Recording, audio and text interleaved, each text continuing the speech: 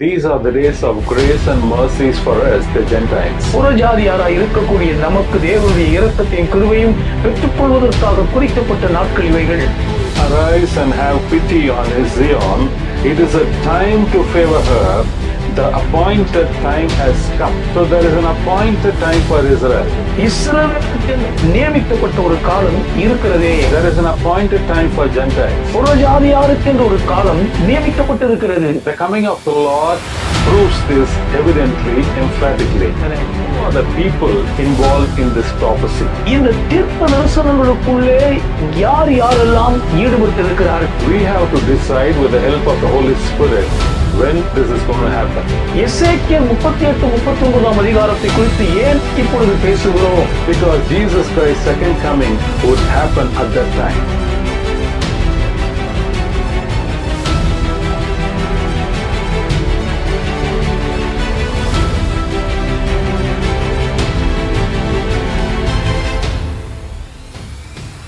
Now we are coming to Ezekiel chapter 38 and verse 1 and 2.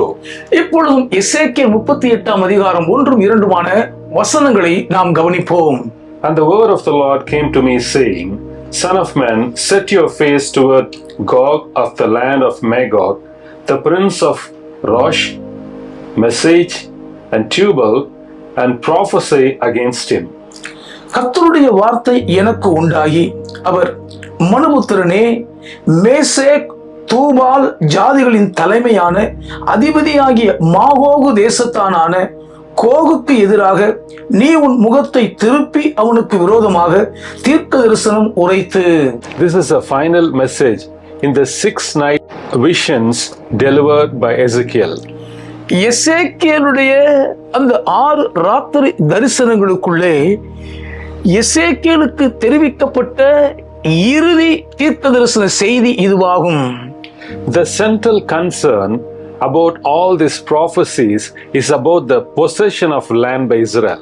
இஸ்ரவேல் அந்த தேசத்தை சொந்தமாக கொண்டிருப்பதை பற்றியதே இந்த தீர்க்க தரிசனங்கள் எல்லாவற்றை பற்றிய மிக மைய ஒரு கரிசனையாகும். The crux of this night oracles is to encourage and to build the exiles of Israel that God would remove the hurdles and invaders and he will restore the Israel again. சிறையிருப்பில் இருக்கிற இஸ்ரவேலரை நிச்சயமாகவே தேவன் சிறை மீட்டு பத்திரமாக தேசத்துக்கு திரும்ப கொண்டு வருவார். அதை ஆக்கிரமித்திருக்கும் அந்நியர்களையும் அத்துமீறின அனைவரையுமே முழுவதுமாக தேவன் விரட்டி அடித்துவிட்டு மறுபடியும் அவர்களை அந்த தேசத்தில் நிலைநாட்டுவார் என்பதே இதனுடைய மைய கருத்தாகும். This is a wonderful message indeed. Even today, for those who love Israel, will look forward to. இஸ்ரவேலை நேசிக்க கூடியவர்களுக்கு இன்றளவும் எதிர்நோக்கி இருக்கக்கூடிய ஒரு அற்புதமான செய்தி இதுவாகும். This is having 2 sections. இதற்குள் 2 பிரிவுகள் இருக்கின்றன.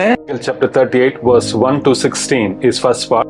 எசேக்கியேல் 38 அதிகாரத்தின் முதல் 16 வசனங்கள் முதல் பகுதியாக இருக்கிறது. Ezekiel chapter 38 17-39 16 plays a second part.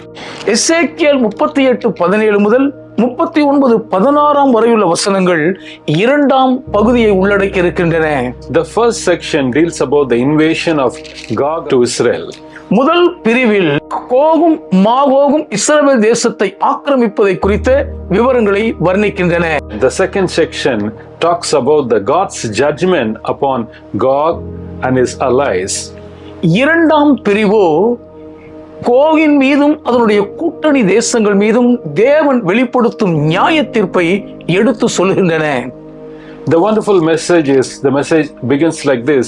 This idea of invasion is not the idea of Gog of Magog, but it is ultimately the idea of God.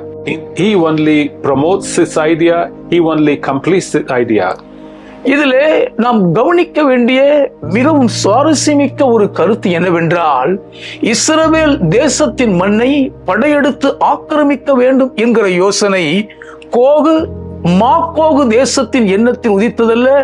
சர்வ வல்லமுள்ள தேவன்தான் அவர்கள் இந்த தேசத்தை ஆக்கிரமிக்க வேண்டும் என்ற எண்ணத்தை தாமே யோசித்து கருகொண்டு அதை வெளிப்படுத்தி நடைமுறையில் செயல்படுத்துகிறார். And the message starts like this: Son of man, God calls Ezekiel a son of man.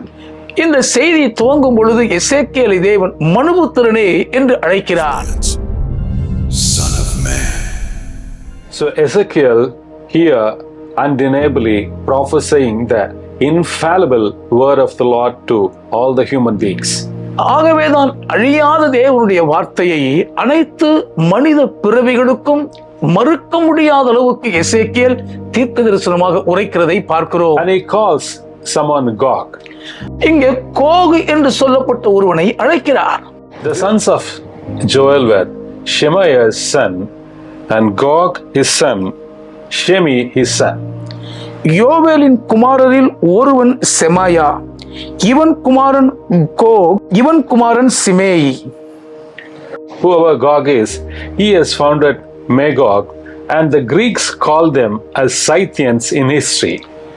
Coco யாரா இருந்தாலும் மாக்கோகை ஸ்தாபித்தவன் இவனே. கிரேக்கர்கள் இவர்களை சிப்பியர்கள் என்று வரலாற்று பக்கங்களில் பதிவு செய்கிறார்கள். Who are Scythians? இந்த சிப்பியர்கள் யார்?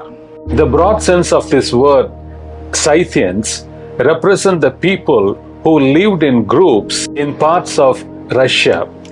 ருஷ்யாவின் பல பாகங்களில் கூட்டம் கூட்டமாக வாழ்ந்த மக்களையே சிப்பியர்கள் என்கிற ஒரு பரந்த கண்ணோட்டத்தில் நாம் பார்க்க முடியும். These Scythians are the tribes who lived in the vast steppes of Russia, stretching from Ukraine and to the west to the region of Siberia in the east.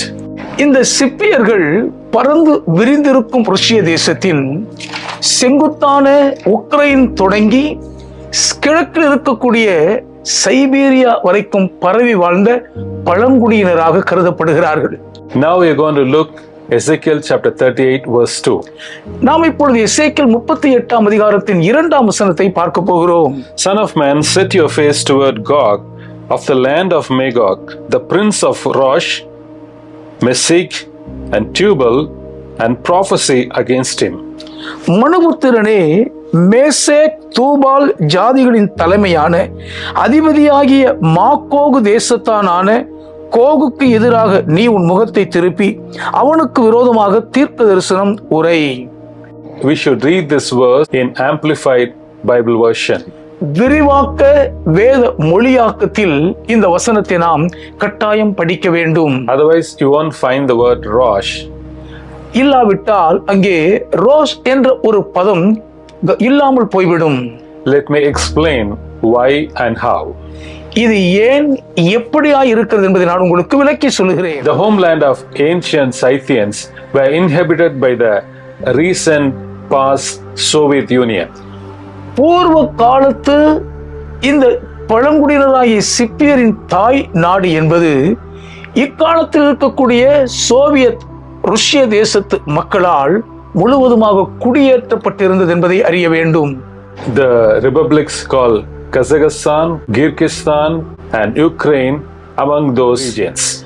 Kazakhstan, Kyrgyzstan, Ukraine என்பவைகள் அந்த பிராந்தியத்துக்குட்பட்ட தேசங்கள் ஆகும். Who is the prince of Rosh? இந்த Rouge அதிபதி யார்? This word is the most debated and controversial word the Bible prophesies. வேதாகம தீர்க்க தரிசனங்களை குறித்த விவாதங்களுக்குள்ளே மிகவும் சர்ச்சைக்குரிய விவாத பொருளாய் இருப்பது இந்த ஒரு பதம்தான். Because some of the biblical scholars didn't find any reference to the word called Rosh and they want to eliminate this word. ரோஷ் என்ற இந்த ஒரு பதத்திற்கு எந்த ஒரு ஆதார மேற்கோளும் அநேக வேதாகம பண்டிதர்களுக்கு கிடைக்கவில்லை என்பதற்காக ரோஷ் என்ற பதத்தையே எடுத்து விடலாம் என்ற முடிவுக்கு வந்து விட்டார்கள். However, we need to first look at the evidence before concluding this issue. இந்த சிக்கலை ஒரு முடிவுக்கு கொண்டு வருவதற்கு முன்பு எது எப்படி இருந்தாலும் நாம் அதற்கான ஆதாரத்தை கண்டறிய வேண்டும் தானே.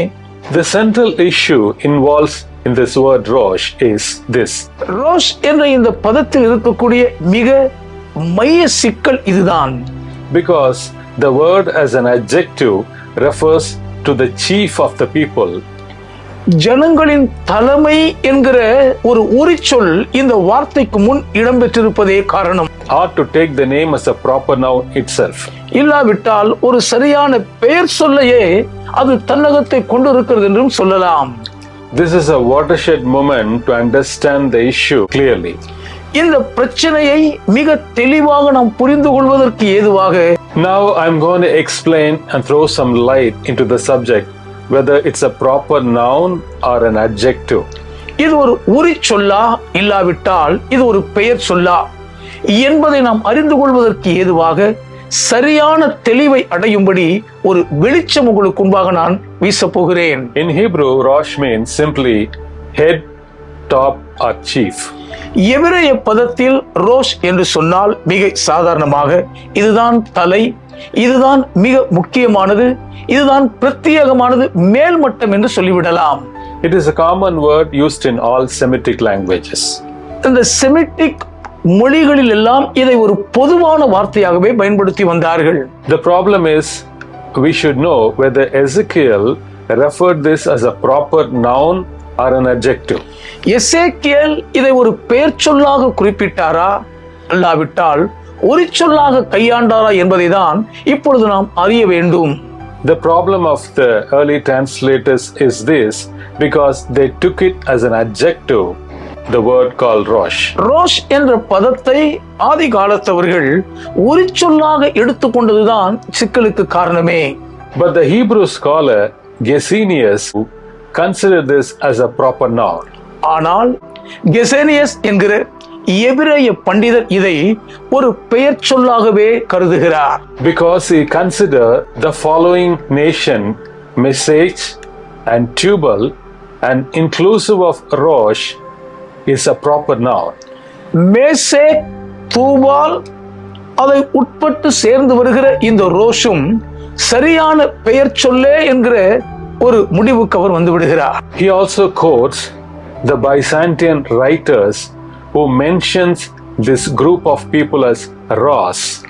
இந்த கூட்டத்து மக்களை ரோஷ் என்று குறிப்பிடுகிற பைசாண்டியர் எழுத்தாளர்களுடைய கூற்றையும் அவர் மேற்கோள் காண்பித்திருக்கிறார். This is the number one evidence.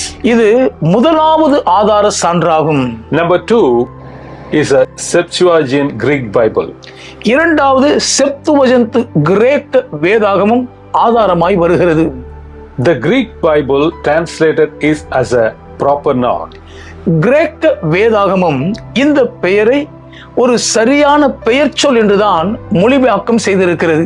The confusion in modern translation is why? Because இன்றைய நவீன மொழிபெயர்ப்புக்குள் இந்த குழப்பம் வந்ததற்கு காரணம் என்னவென்றால் they translated everything from the Latin Vulgate. Latin Vulgate மொழியிலிருந்தே எல்லாவற்றையும் மொழிபெயர்ப்பு செய்தபடியால் தான் இந்த பிரச்சனையே. Because you can trace this usage of Rosh as an adjective in the Vulgate Latin version. வல்கேட்டின் லத்தீன் மொழியிலே ரோஷ் என்ற பதத்தை ஒரு உரிச்சொல்லாக அவர்கள் குறிப்பிட்டிருக்கிறதையே நாம் தடயமாக பார்க்க முடியும். This problem existed because of the translation of Vulgate by the Saint Jerome. புனிதர் ஜெரோம் என்கிறவர் லத்தீன் வல்கேட் மொழியிலே இதை இப்படி மொழிபெயர்த்தபடியால் தான் இந்த பிரச்சனையே எழுந்ததெனலாம். He admits his omission of Rosh. Why? Because he says he did not find any reference of those people either in Genesis or any of the books of the Bible. ஆதி ஆகமத்திலோ வேதாகமத்தின் வேறு எந்த புஸ்தகத்திலோ அப்படிப்பட்ட ஒரு மக்கள் கூட்டம் வாழ்ந்ததற்கான ஆதாரம் என கண்கள் படவில்லை. ஆகவே நான் அவர்களை தவிர்த்து விடுகிறேன் என்று சொல்லி அதை விட்டுவிட்டதாக குறிப்பிடுகிறார். Even though Hebrew translation is the first and foremost translation, and Hebrew language accommodate this proper noun according to the grammatical syntax of Hebrew grammars. எல்லாவற்றுக்கும் முதல் தரமான ஆதி மூலமொழியாக எபிரேய மொழி இருந்தும் இந்த எபிரேய மொழி அதனுடைய இலக்கண இலக்கியத்துக்குள் இந்த வார்த்தையை ஒரு பெயர் சொல்லாக ஏற்றுக்கொண்டு அது தன்னகத்தே அதை உள்வாங்கிக் கொண்டிருந்தாலும் கூட அவர் அதை ஏற்றுக்கொள்ளவில்லை. The Bible was first written in Hebrew. பரிசுத்த வேதாகமும் முதலில் எபிரேய மொழியில்தான் எழுதப்பட்டது என்பதை அறிய வேண்டும். And in the 3rd century BC, it was written in Septuagint in Greek. கிமு 3ஆம் நூற்றாண்டில் பரிசுத்த வேதாகமம் செப்துவஜன்ட் கிரேக்க மொழியில் எழுதப்பட்டதாகும். So in Septuagint, it was mentioned as a proper noun. செப்துவஜன்ட்டிலே அது ஒரு சரியான பெயர் சொல்லாகத்தான் குறிப்பிடப்பட்டிருக்கிறது. But in the later version of Vulgate in Latin, it was translated as adjective.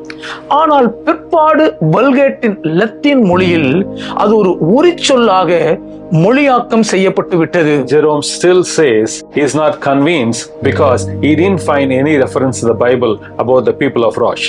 ரோஷ் இன மக்களை குறித்து வேதாகமத்தில் எந்த ஒரு ஆதாரத்தையும் நான் காணவில்லை. ஆகவே என்னால் அவர்களை ஒரு மக்களிடம் பெயர் சொல்லாக ஏற்றுக்கொள்ள முடியாது என்று ஜெரோம் மறுத்துவிட்டார். He missed to correlate the historical evidence that was existed in the time of prophet Ezekiel.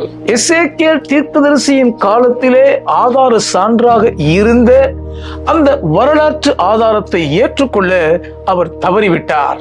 And you should consider the historical evidence also. வரலாற்று சான்றுகளையும் ஆதாரமாக நீங்கள் கருத்தில் கொள்ள வேண்டும். Hebrew scholar James Price writes like this. James Price என்ற எபிரேய பண்டிதர் இப்படியாக இதை எழுதுகிறார். It has been demonstrated that Rosh was a well-known place in antiquity as evidenced by the numerous and varied references in the ancient literature. பூர்வ காலத்து இலக்கியங்களுக்குள்ளே இந்த ரோஷ் மிகவும் பழமையான ஒரு குடியினராக வாழ்ந்து வந்தார்கள் என்பது தெள்ளந்தெளிவான ஆதார சான்றாக புலப்பட்டிருக்கிறது என்று குறிப்பிடுகிறார். There being no unambiguous example of such in the Hebrew Bible. எபிரேய வேதாகமத்தில் இப்படிப்பட்ட புலப்படாத ஆதாரங்கள் என்று ஒன்று இல்லை. It has been demonstrated further that regarding Rosh as a name is in harmony with normal Hebrew grammar and syntax. ரோஷ் ஒரு பெயர்தான் என்பது வழக்கமான இயல்பான எழுத்துக்கள் மற்றும் எபிரேய இலக்கணங்களிலேயும் ஒப்புக்கொள்ளப்பட்ட ஒரு உண்மை என்பதை பார்க்கிறோம். So it has been concluded by the Hebrew scholar that Rosh cannot be an adjective but is a proper noun. It should be mentioned as Prince of Rosh and Mesij and Tubal. ஆகவே ரோஷ் என்பது ஒரு உரிச்சொல்லாக இருக்க வாய்ப்பில்லை.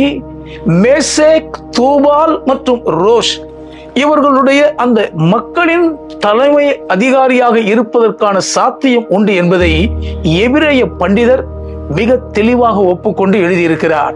So having said that, it has been concluded that Rosh belongs to a geographical area. Now we have to establish which geographical area belongs to Rosh. இதை வைத்து பார்க்கும் பொழுது இந்த ரோஷ் இந்த பூமியில் இருக்கக்கூடிய ஒரு புவியியல் அமைப்பை சார்ந்த பகுதியில் வாழ்ந்த ஒரு கூட்டம் என்பதை நாம் அறிந்திருக்கிற நிலையில் எந்த புவியியல் இடத்தை சார்ந்தவர்கள் என்பதை தான் இப்பொழுது நாம் அறிந்து கொள்ள வேண்டும். It is very likely that name Rosh is derived from the name Tiras.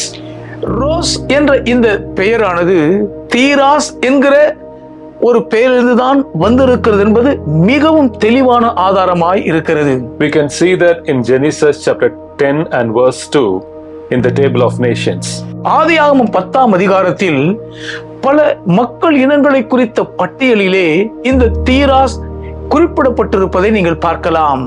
It is usual for the Akkadian tendency when you say a word, it is easy to drop the T that begins the word. பொதுவாக அக்காடியர்களுடைய அந்த மனப்பாங்கின்படி ஒரு வார்த்தையை உச்சரிக்கும் பொழுது அதனுடைய ஆரம்ப எழுத்தா இருக்கிற அந்த தீ என்கிற உச்சரிப்பை அவர்கள் தவிர்த்துவிட்டு உச்சரிப்பது வழக்கமான செயல்தான். If you delete this T and you will say Ras, இந்த தீயை நீங்கள் அழித்துவிட்டு ராஸ் என்று மட்டும் சொன்னால், now we can read in the list of table of nation Tiras as a nation of Ras. 10ஆம் அதிகாரம் ஆதியாகமம் 2ஆம் வசனத்தில் குறிப்பிடப்பட்டிருக்கக்கூடிய பல இன மக்கள் பெயர்களை படிக்கும் பொழுது தீராஸ் என்கிற எழுத்தில் தீயை விட்டுவிட்டால் ராஸ் என்கிற பெயர் இருப்பதை பார்க்க முடியும். When you compare this Genesis 10 and Ezekiel chapter 38 1 and 6, you will correlate that matches. ஆகவே இப்பொழுது ஆதியாகமம் 10ஆம் அதிகாரம் 2ஆம் வசனத்தையும் எசேக்கியேல் 38 6ஆம் வசனத்தையும் ஒப்பிட்டு பார்க்கும் பொழுது ஏக பொருத்தம் இருப்பதை பார்க்கலாம். So now when Jerome says it is not mentioned in the book of Genesis, is wrong. ஆகவே வேதாகமத்தின் ஆதியாகம புத்தகத்தில் அந்த பெயர் குறிப்பிடப்படவில்லை என்று ஜெரோம் சொல்வது தவறு என்று ஆகிவிடுகிறது. Since Tiras and his descendants are actually referring the people called Rosh. தீராசின் வம்சாவளிகளும் உண்மையிலேயே ராஸ் மக்களை தான் குறிப்பிடுகிறதாக இருக்கிறபடியால் it does appear in the table of nation in the book of Genesis chapter 10. ஆதியாகமம் 10ஆம் அதிகாரத்தில் பூமியின் வம்ச வரலாறின் பட்டியலிலே ராஸ் இன மக்களும் குறிப்பிடப்பட்டிருக்கிறார்கள் என்பதை தெளிவாக அறிகிறோம். Rosh is a name listed and mentioned in the ancient inscription even at the 2600 BC in Egyptian inscriptions. 2600ஆம் ஆண்டிலேயே பூர்வ காலத்தின் இலக்கியங்களில் எகிப்திய எழுத்து பதிவுகளில் ராஸ் என்கிற இந்த பெயர் பதிவாகி இருக்கிறது என்பதை பார்க்கிறோம். Even the ancient Egyptian inscription further refer as a land of Reshu who lived in north of Egypt. எகிப்தின் வடக்கு பகுதியில் வாழ்ந்த ரெஷ்யூ என்ற இன மக்களுடைய தேசம் என்பது பண்டைய எகிப்தின் அந்த தோல் சுருளின் பதிவுகளிலேயும் சொல்லப்பட்டிருப்பதை அறிய வேண்டும். Historian Billington identified the ancient inscriptions and many scrolls and found this people of Rosh has been mentioned until Ezekiel. வரலாற்றாசிரியர் பில்லிங்டன் அவர்கள் இந்த ரோஸ் என்கிற இன மக்கள் பண்டைய பூர்வ காலத்தின் இலக்கிய பதிவுகளிலேயும் அவர்களுடைய எழுத்துக்களிலேயும் எசேக்கியேல் புத்தகத்திலேயும் சொல்லப்பட்டிருப்பது போலவே அதற்கு பின்பும் குறிப்பிடப்பட்டிருக்கின்றனர் என்பதை மேற்கோள் காட்டுகிறார். Here comes a crucial evidence to substantiate this argument. இந்த விவாதத்தை மிகவும் சரியாக இதுதான் என்று தீர்ப்பு எழுதுவதற்கு ஏதுவான ஒரு தெளிவான ஆதார சான்று இங்கே வருகிறது. Historian Billington notes like this. வரலாற்று ஆசிரியர் பெலிங்டன் இதை இப்படியாக குறிப்பு எழுதுகிறார். There is even one cuneiform document from the reign of Assyrian king Sargon II. அசீரிய ராஜாவாகிய 2ஆம் சார்கோனின் ஆட்சியின் போது கியூனிஃபார்ம் எழுத்துக்களிலேயும் இப்படிப்பட்ட ஒரு குறிப்பு பதிவாகி இருக்கிறது என்கிறார். Who ruled from 722 BC to 705 BC. கிமு 722 முதல் கிமு 705ஆம் ஆண்டு வரை ஆட்சி செய்தவர்தான் 2ஆம் சார்கோன். It documented the people of Rosh. அது ராஸ் மக்களை ஆவணப்படுத்தி இருக்கிறது. Mesech and Tubal. Meshech Tubal இன மக்களையும் ஆவணப்பதிவு செய்திருக்கிறது. Billington concluded this historical records like this. பெலிங்டன் இந்த வரலாற்று பூர்வமான பதிவுகளை இப்படியாக முடிவு கூறுகிறார். Therefore, there is irrefutable historical evidence for the existence of a people named Rosh or Reshu in the 9th and 7th century BC Assyrian sources. ஆகவே அசீரியருடைய அந்த மூல ஆதாரங்களின்படி கிமு 7 மற்றும் 9ஆம் நூற்றாண்டுகளிலே ராஸ் அல்லது ரொஷ்யூ என்று சொல்லக்கூடிய இன மக்கள் வாழ்ந்தார்கள் என்பதற்கு மறுக்க முடியாத வரலாற்று சான்றுகள் ஆதாரமாய் இருக்கிறது என்று குறிப்பிடுகிறார். All these Assyrian documents proves that Ezekiel was right in mentioning these three group of people. இந்த 3 கூட்ட இன மக்கள் பெயர்களையும் எசேக்கியேல் குறிப்பிட்டதில் அவர் சரியாக தான் செய்திருக்கிறார் என்பதை இந்த அசீரிய ராஜாக்களின் எல்லா வரலாற்று பதிவுகளும் மிக தெளிவாய் நிரூபிக்கின்றன. Though Ezekiel lived 100 years after Assyrian documents. அசீரிய ஆவண பதிவுகளுக்கு 100 ஆண்டுகளுக்கு பின்னர் எசேக்கியேல் வாழ்ந்திருந்தாலும் கூட the antiquity of the document derives the existence of the people called Rosh, Mesij and Tubal. அப்படிப்பட்ட அந்த புரதான பழமை வாய்ந்த ஆவண பதிவுகள் மேசேக், தூபால், ராஸ் இன மக்கள் வாழ்ந்தார்கள் என்பதை எந்த விதமான சந்தேகத்துக்கும் இடமின்றி நிரூபிக்கிறது. These people lived near Israel in the northern regions. இஸ்ரவேலுக்கு அருகில் இருக்கும் வட பிராந்தியத்தில் இஸ்ரவேலுக்கு சமீபமாகவே இந்த மக்கள் வாழ்கிறார்கள். Such proximity clearly implies the fact that these people are known. According to Ezekiel, he is well sure that whom he is prophesying against or about. இவ்வளவு நெருக்கமாய் அவர்கள் வாழ்ந்திருக்கிறார்கள் என்ற உண்மை இவர்கள் நன்கு அறியப்பட்ட கூட்டமாக, அதுவும் குறிப்பாக எசேக்கியேல் யாரை குறித்து தாம் தீர்க்க தரிசனம் உரைக்கிறார் என்பதை துல்லியமாக அறிந்து தெரிந்துதான் தீர்க்க தரிசனம் சொல்லி இருக்கிறார் என்பதை நாம் அறிந்து கொள்ளலாம்.